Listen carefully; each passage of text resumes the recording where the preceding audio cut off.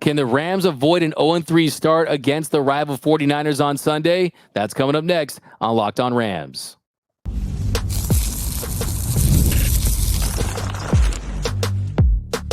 You are Locked On Rams, your daily Los Angeles Rams podcast. Part of the Locked On Podcast Network, your team every day.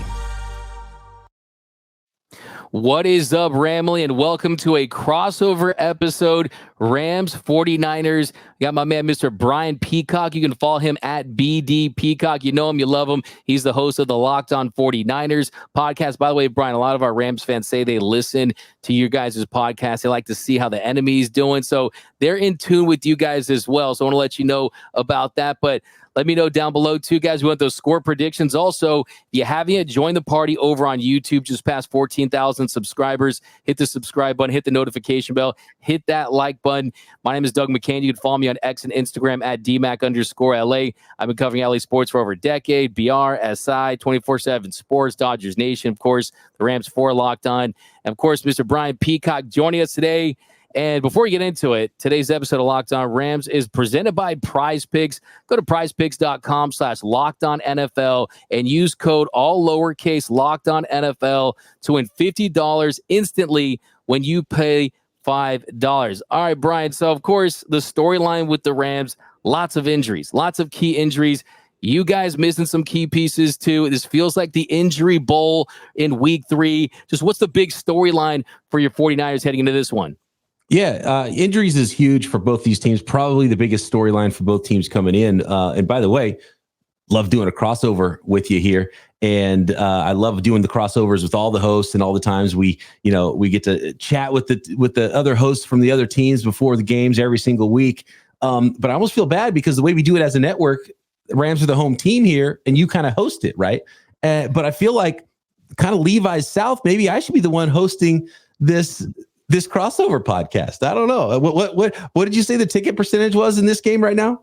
Shots fired. I regret giving you that ticket percentage before we started the show, but it could be around 70% 49ers fans. And this one's going to be a lot of red. But my response to that is I'll never forget being at SoFi Stadium in 2021 and watching all those red and gold 49er fans leave that game sad after that NFC Championship loss. But look, hey, in all due respect, 49ers have a big fan base. They're not just West Coast, they're global.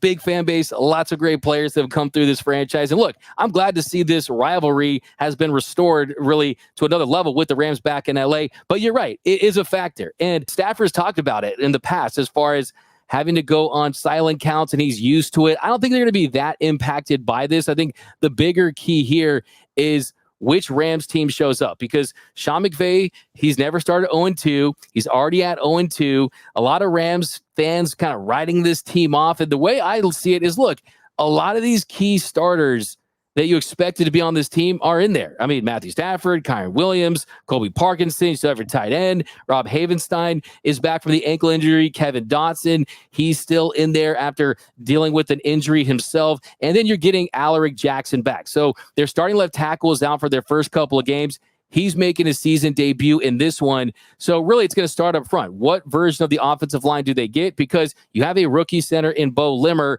and then you're up to your backup guard in Logan Bruss. So that really starts there, is what version of this Rams team gets up to play against this 49ers front.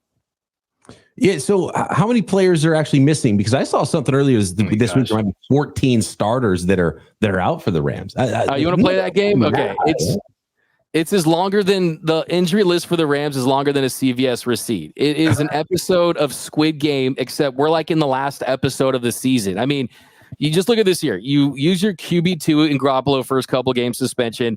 Left tackle 1, he's out for the first couple games due to suspension. Then you lose Puka Nacua, one of the breakout rookies last year. He was their wide receiver 1. And then Cooper Kupp, he looks great in the first game of the season versus the Rams, but he's already out. Thankfully, we learned earlier today that he's going to avoid an IR stint. So we'll talk a little more about that. But yeah, I mean, up front, their big offseason acquisition where they spent most money was to shore up the middle of that offensive line. You already had Steve Avila, who performed extremely well his rookie season. Kevin Dotson, after being traded from the Steelers to the Rams, he was an absolute revelation. But Jonah Jackson was supposed to be that dude. They signed for $51 million in a 3-year deal, $25 million guaranteed. He's on the IR. So he's out. Look at the defensive side of the ball. You're out John Johnson III as well. You're already out Darius Williams. I mean, look, yes, the injuries have been a massive issue for the Rams early on. There's no doubt about it. It's been a huge issue for the 49ers as well. And I'm going to give you the laundry list there. But I do want to say, all trash talking aside, that NFC Championship win, 49ers fans would give up a dozen of those regular season wins where Kyle Shanahan beat Sean McVay for that NFC Championship game win too. So there's definitely some scoreboard for the Rams, even though the 49ers have had their number a lot in the regular season recently. Yeah, and the last time the Rams beat the 49ers in the regular season, it was week 18 last season, right? We had Sam Darnold going against Carson Wentz, but do we really count that one? I mean, I'm not so sure we do. Lots of backups. I look at it as the last time the Rams have actually beaten the 49ers in the regular season was back in 2018 when the Rams beat the 49ers 48-32. Brandon Cooks had a big game. I mean, it's been a while, and this is only the second time that Brock Purdy is going to be facing this team. And last year, he goes 17 for 25, 206 yards. That's, to me, one of the big keys in this one because Kyler Murray, he did anything he wanted to do. He got everything he wanted against this Rams defense, finished with a perfect passer rating for the first time in his career. And yes, Debo's out. Yes, CMC's out. I think it's another chance to prove why Brock Purdy is one of the better quarterbacks in the league.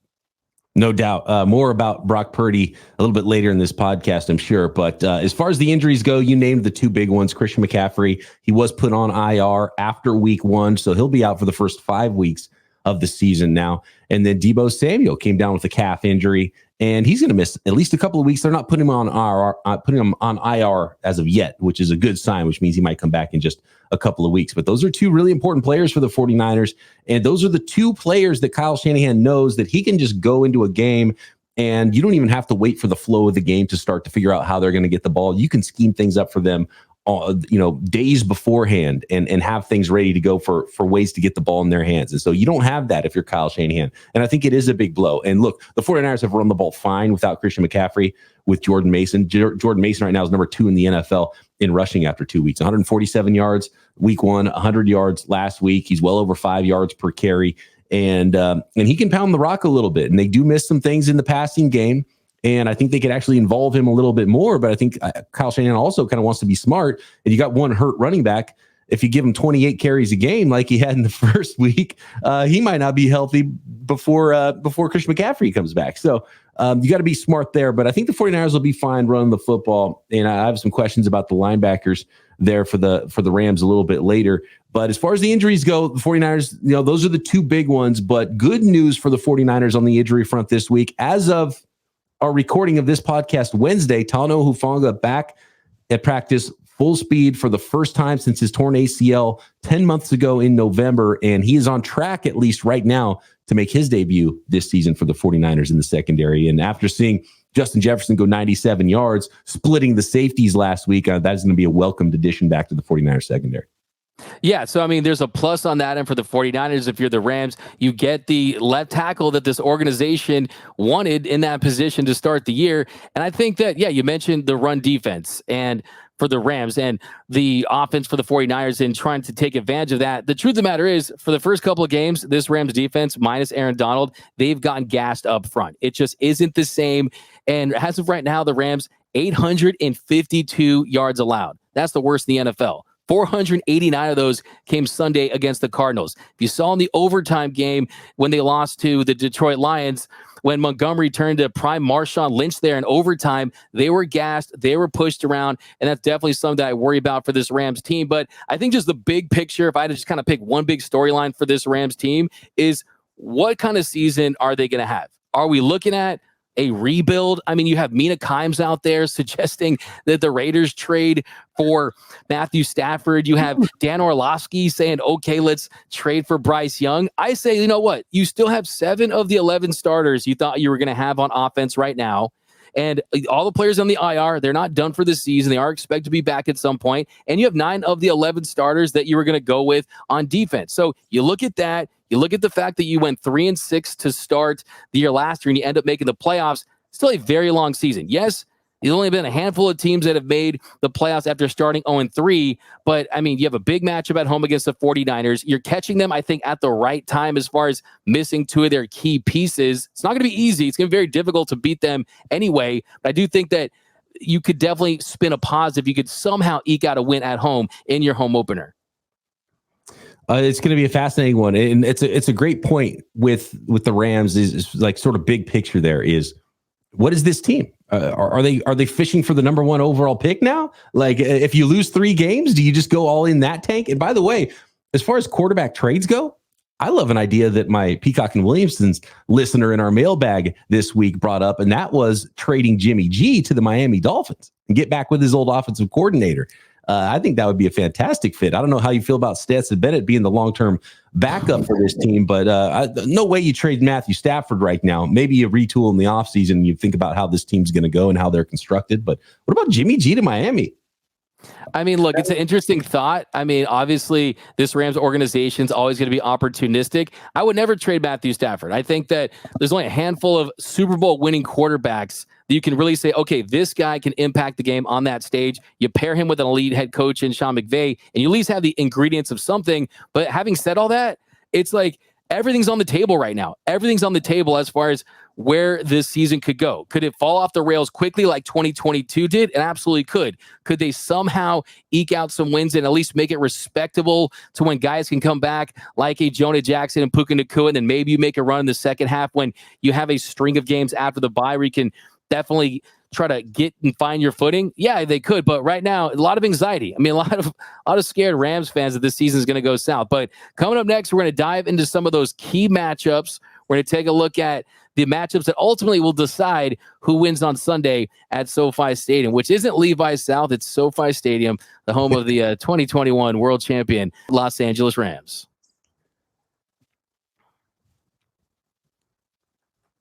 And this crossover episode of Locked On 49ers and Locked On Rams is brought to you by Arena Club. For most of us that like collecting cards, the idea of spending $2,000 or more on a Luka, an Ellie, or that Patrick Mahomes rookie card, it just isn't in the cards. And even if you love collecting, that's some serious money to drop. Thanks to slab packs from arenaclub.com, now it's possible to score gem mints for a fraction of their retail price. Every card that I just listed was a hit from last week's Arena Club slab pack drop.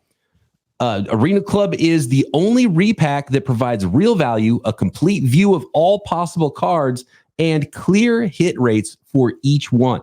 Arena Club slab packs are revolutionizing the repack game with transparency. After your pulls are revealed, they'll immediately be placed in your showroom for safekeeping, selling, trading, or for auction. And the Arena Club grading process is accurate, fast, and transparent with a full grade rationale provided and explanation of how your card was scored. So right now, get 10% off your first slab pack or card purchase by going to arenaclub.com/LockedOnNFL and use code LockedOnNFL. That's arenaclub.com/LockedOnNFL, code LockedOnNFL for 10% off your first purchase.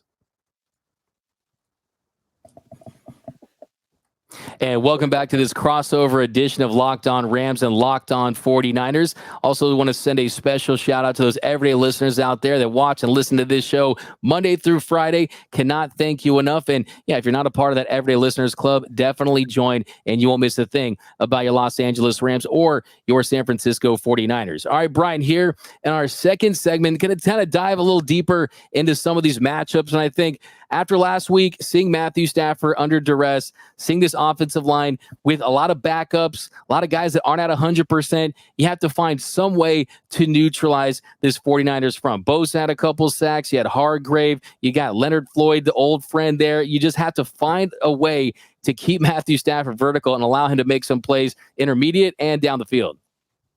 Yeah, you know all about Leonard Floyd, and he's a pro.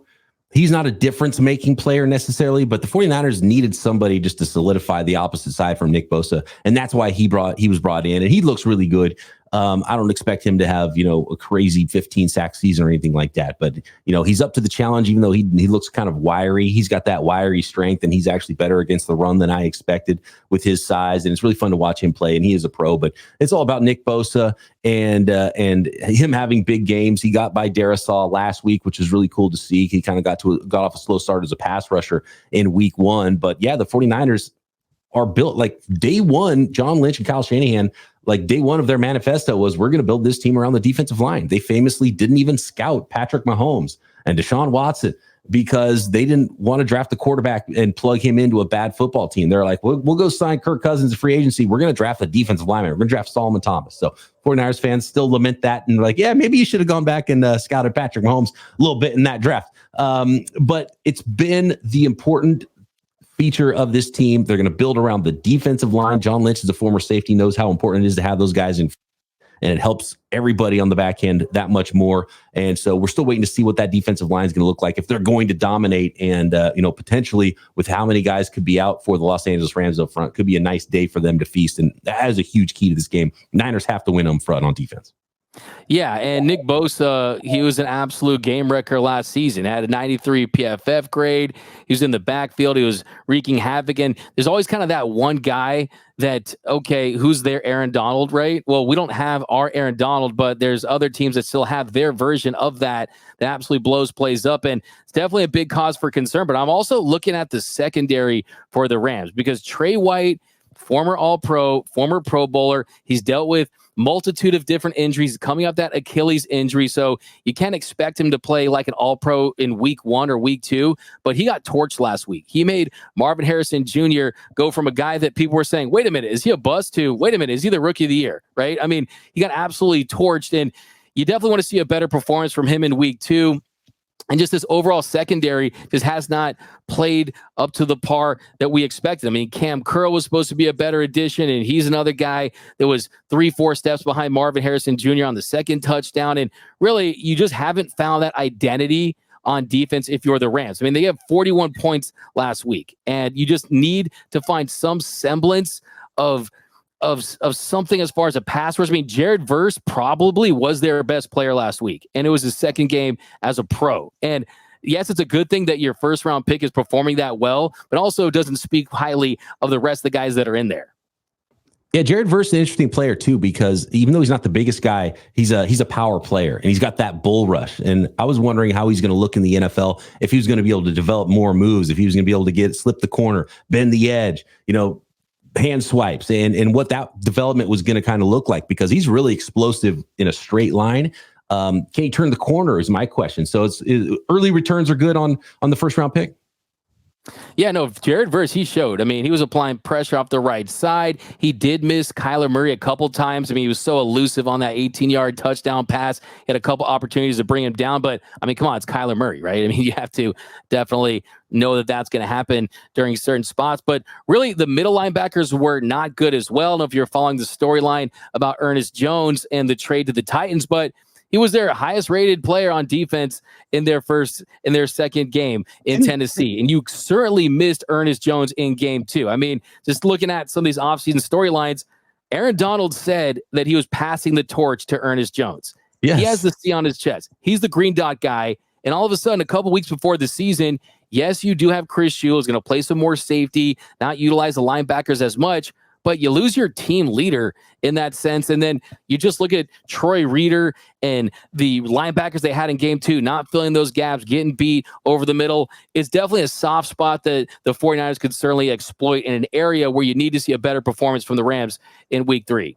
Yeah, and whether it's running the ball for the 49ers or, utilizing the passing game over the middle of the field, Kyle Shanahan feasts on linebackers, and especially feasts on poor linebacker play. And that was going to be one of my questions, because you look at this group, and of the listed true linebacker, off-ball linebackers, there's 5 of them. They're all former undrafted players. 2 of them undrafted rookies in Spates and Neal. You got Jacob Hummel. You mentioned Troy Reeder, Christian Roseboom. What's the scouting report on those guys? And my other question, as far as especially against the run, because Braden Fisk is an animal as a pass rusher at Florida State, Jared Verse's former teammate, by the way. But I thought he was a liability against the run. And so when I look at this team and I look at, sort of undersized edge guy in Byron Young, and I look at Braden Fisk, and I look at those linebackers, and I feel like Kyle Shanahan's just going to run it right down their throat, and then he's going to go play action and throw it to Kittle right behind him. I just feel like that's probably what the game plan is going to be for the 49ers in this one. Yeah, I mean, they're just not getting off blocks. They're not filling up gaps. I mean, specifically about Christian Roseboom. I mean, you're talking about a guy that is not some lights out athletic guy, and Hummel as well. These are really replacement level linebacker type of players that it's just this organization just does not think highly of those kind of players, right? They don't invest in them. They don't use high draft capital on them. They don't sign them. Clearly, they didn't want to give Ernest Jones a contract. Not only did they not want to give Ernest Jones a contract. Let's get him out of here. Exactly. Yeah. He's too good, right? I mean, Ernest Jones was willing to play out that year knowing he wasn't going to get an extension. And still, they said, we're good. And look, the truth of the matter is, anytime a team like last week, like the Cardinals, they rush for 231 yards on the ground, that tells you there's a really good chance your linebackers aren't playing well. So they desperately need better play from their linebackers, especially going up against running teams that are going to just try to pound it down their throat like the 49ers, like you'll see in the Packers in a couple of weeks. And it's going to be a major, major test because it's not just that, it's trying to contain quarterback as well. So yeah, lots of things to be stressed about. I mean, and look, here's the thing, Brian, you do these previews throughout the summertime and you break all this stuff down. And one thing we were saying all summer is you really can't give a true assessment and evaluation of this defense to see how they perform when Aaron Donald isn't getting quad teamed, right? Isn't getting triple teamed. All these guys are having to force to do this on their own. And on top of that, you got Braden Fisk, a rookie out of Florida State, and Jared Verse trying to figure things out on the fly. So they really need to step up, and I think the best thing you can do for the Rams defense is score points on offense. I think you definitely need to see a vintage Matthew Stafford performance. Guys like Demarcus Robinson stepping up, guys like Tyler Johnson, Tutu Atwell. I mean, he's shown that he can get open. He does make plays. His ADOT is pretty impressive if he gets opportunities. And also, I don't know if you're familiar with this guy, Jordan Whittington out of Texas. It looks like if you would go into a lab and build a Rams receiver as far as physicality and blocking ability, he certainly has that in spades. So it's an opportunity for those guys. Yes, you're out Puka. Yes, you're out Cooper, but you do still have Matthew Stafford. And of all those trio, he's the most important one that's still healthy. Yeah, and I don't know if you want to wait and get to this next, but I got questions for you about Jordan Whittington and the rest of that pass catching group for the Rams in this game, because I'm fascinated, and kind of selfishly, I got some questions about my fantasy team and who to start there and who to pick up. Hey, man, I'm missing Debo. I'm missing CMC for my keeper league. I mean, I'm a hot mess, man. I'm a hot mess. But coming up next, we're going to throw out some predictions, some more keys to a victory for the Rams and the 49ers here on this crossover edition of Locked On Rams and Locked On 49ers. And a friendly reminder that today's episode of Locked On Rams and Locked On 49ers is brought to you by our friends over at FanDuel. FanDuel is America's #1 sports book because it's incredibly fun. You can take all the best parts of football and make it about you and make some money along the way.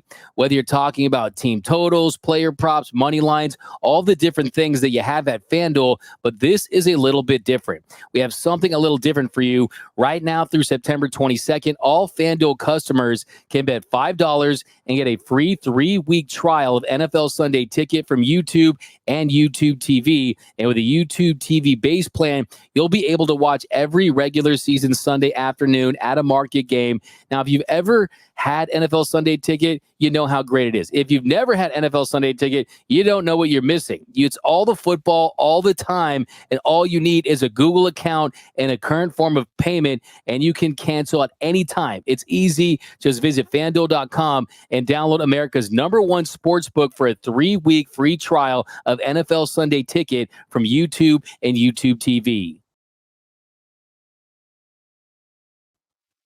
And welcome back to Locked On Rams and Locked On 49ers. We've got a crossover edition Thursday. Third segment, we're going to throw out some keys to victory. We're going to throw out some predictions. But as far as the wide receivers go, I mean, you're looking at a golden opportunity for someone to step up, get targets, make plays. Last year when Tutu Atwell, he really fell off. I mean, he got supplanted by Demarcus Robinson. He really stepped up as a red zone threat. He really built a lot of chemistry with Matthew Stafford. And he's one of the first guys I'm looking at to be that go-to guy for Stafford, along with Tyler Johnson. So this is what's interesting to me. So we saw Tyler Johnson kind of jump into the Puka role. Demarcus Robinson's kind of always been his role, but I don't think Demarcus Robinson's role would change that much, even with Nacua and now Cooper Kupp out, because his role is kind of his role. What has me fascinated and really excited is the guy you mentioned, Jordan Whittington, because you look at how he's built. He's really good after the catch, that big power slot player. And if he slips in there and starts running the Cooper Kupp routes, that's what has me excited. That's what has me excited about my fantasy team and picking him up and being like, can this be a lightning in the ball situation like we saw? And I don't want to put it on and be like, oh, he's the next Puka Nacua. Like it's that easy. I don't think it's always going to be that easy. But if there's a team and a scheme and a quarterback and a coach that you could find a guy in the 6th round and be like, well, this guy's tough. He'll go over the middle. He'll make plays after the catch. He'll make those catches in traffic. And guess what? Cooper Kupp's hurt. So you're playing his position now, and you got those slot targets, which are some of the most valuable targets now in the NFL. I feel like the upside is a little bit higher with him, even though he's a rookie. 100%. I mean, this is a golden opportunity for him to, I'm not saying it's going to be this year's Puka Nacua, but if he has a couple of good games with them out, he can jump in front of the guys ahead of him on the depth chart. And it's really interesting when it comes to Jordan Whittington, because in the opener against the Lions, he played just 2 offensive snaps, but he would have scored a touchdown if it weren't for A.J.R. Curry's holding there where he's grabbing the face mask. And then you look in week 2, 26 snaps. He caught 2 passes, no gain, and then had another one for 22 yards.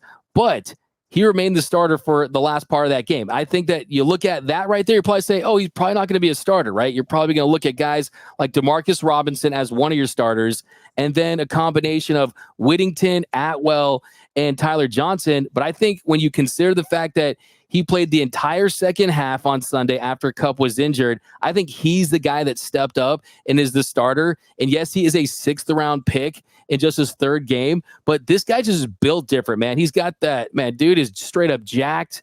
I mean, he's got the physicality. He just feels like the moment's not too big for him. And I almost think that he's saying, you know what? It's next man up mentality. I think he's built for this. I totally think he's going to be a big factor for the Rams, at least as far as just getting the opportunities.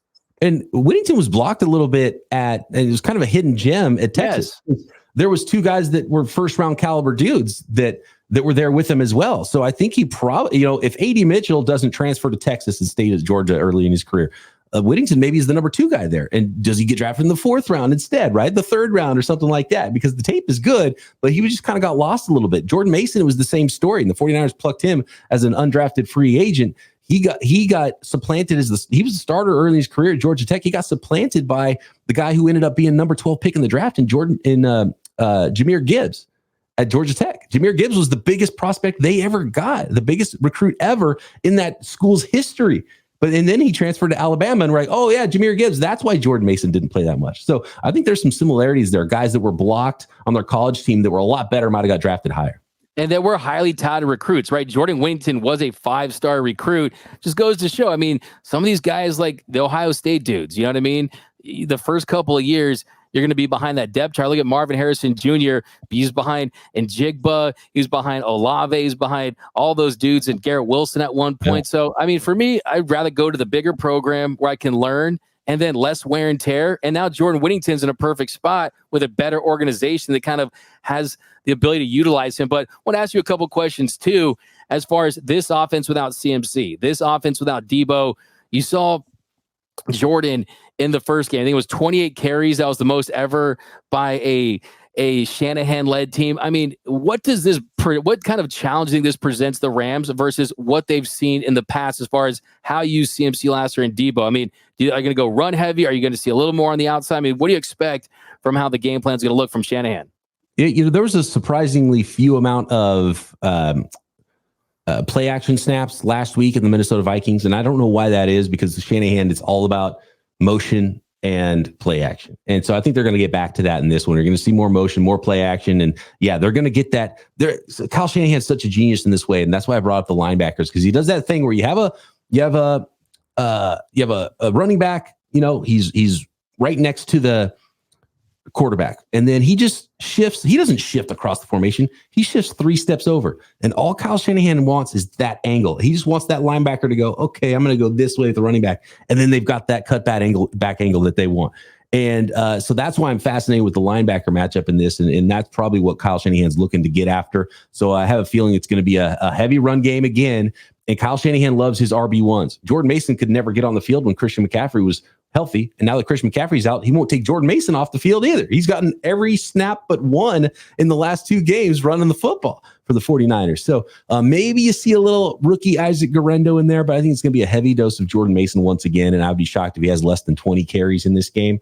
And a little glimpse into the future with the 49ers passing game, because when you sign Brandon Ayuk, he's 2 years younger than Debo. His body was probably going to have less wear and tear than Debo's and last a little bit longer. So when you look ahead to this 49ers team in 2025, 2026 and beyond, that's why you signed Debo Samuel to be that number one of the future, even if he's not the number one option in the offense right now.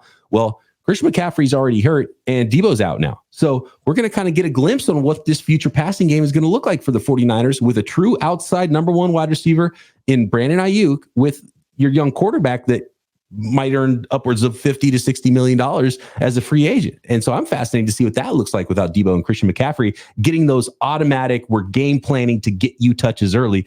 Kyle Shanahan doesn't have that in this game. Yeah, and that's where it's kind of one of those things, especially with guys out. Do you play the hot hand? I mean, do you play the hot matchup? And I think you were kind of going back to the Jordan Whittington thing. You're going to see him a ton in motion. I mean, that's how they're going to use him. I mean, week 1, they had 42 snaps with Cooper Kupp where he's in motion and 12 in week 1 as well. So it's like, I mean, this guy is constantly being utilized in the same fashion. I think the X factor for the Rams, though, it has to be Kyren Williams. Where has the 2023 version of Kyren Williams been? And a lot of that in week 1 was the fact that the offensive line was decimated by injuries. So you kind of had to go to more West Coast quick passing game to try to keep Stafford upright. But I mean, he just has been non-existent. I mean, last game, 12 carries, longest rush, 9 yards, caught 4 passes for 27 yards. But I mean, most of that came when it was garbage time anyway. So second straight week that Kyren Williams hasn't been that true impact running back that we saw last season. The first 2 games, 75 yards on 30 carries this season. So if you can get the Kyren Williams that we saw last year, that was one of the big reasons why the Rams went on their second half run. It's going to go a long way to see if you can just stay in this game. If you can just stay in this game and keep it interesting late and hopefully walk away with the win. Yeah, and one thing with the Rams, and it's why I don't want to count the Rams out, not only in this game, but when you look at a season, let's say they go 0-3, and the reason they're not going to tank, the reason they're not going to end up with the number 1 pick in the draft or something like that, or even a top 5 pick, is because Sean McVay's too good and Matthew Stafford's too good. And when you have a great coach and quarterback, that is the thing that you want in the NFL. Now, they might have a lot less on top of that right now, and the defense might not be willing to allow them to do that. But guess what? There's maybe some fireworks in this one. We've got the number 1 and number 2 passing yardage leaders in the NFL right now in Brock Purdy and Matthew Stafford. So, yeah, let's just let them sling it and have a little fun on Sunday.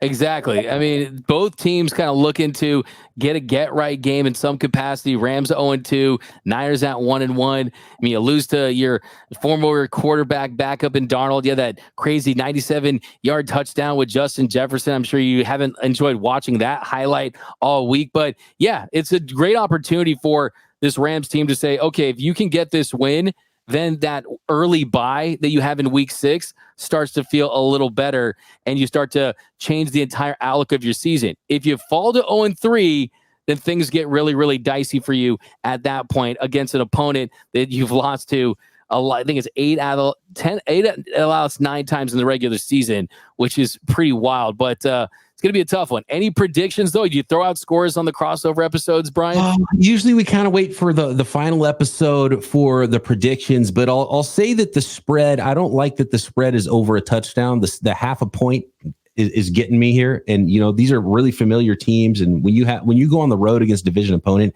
it's hard to consistently blow those teams out. Even if I do like the 49ers in this one, if there's a way to bet on this, looking at the FanDuel odds, maybe you take the points with the Rams at 7.5, and you think they keep this within a touchdown. But the 49ers going to be a little extra angry. Might have been a little tougher practices this week coming off a loss. I don't like that for the Rams that the 49ers lost last week, because you probably don't even get that, we're going to look past this team that's kind of decimated in injuries this week. Yeah, it's tough to talk myself into a pick for sure. I mean, I'm still kind of reeling off the 0-2 start, but I still think that, yeah, there is an opportunity there for this Rams team against this 49ers. They're going to come up. They're going to be ready to play. It's the home opener. You're getting guys back. Like you say, you still have Stafford and Sean McVay. Also, I mean, look, this team, they just need a break. They need something good to happen for them. I was looking at doing a little prep for the show, saw the 49ers, second worst third down defense in the NFL. Well, guess what? Rams, one of the worst at converting, right? Just 7 of 23 attempts. So kind of my point is some things just kind of have to give in this game one way or the other. And hopefully you'll start to get that positive regression to the mean if you're the Rams. So, you know what? I'm not afraid. I'll throw out a prediction. You know what? 0-2. They're going to be 1-2 after this game. I got the Rams winning. Give me the Rams 24-16. 24-16 in this one. You don't have to give your prediction, but what do you think about that score? What are your thoughts? Oh man, I don't. The camera isn't catching what you're drinking down there before we recorded this podcast. But no, look, I was confident in the 49ers last week after seeing them on Monday Night Football. Then they went on the road and they lost to Sam Darnold. And the Rams have a better quarterback than Sam Darnold, that's for sure, and a pretty darn good coach as the Vikings do as well.